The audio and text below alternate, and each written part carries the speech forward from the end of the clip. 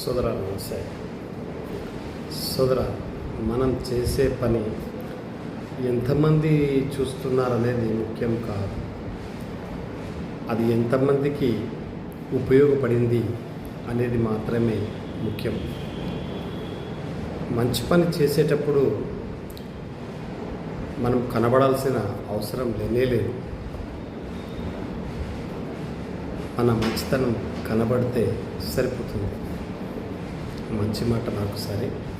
మనం చేసే పని ఎంతమంది చూస్తున్నారనేది ముఖ్యం కాదు, అది ఎంతమందికి ఉపయోగపడింది అనేది మాత్రమే ముఖ్యం. మంచి పని చేసేటప్పుడు మనం కనబడాల్సిన అవసరం లేదు.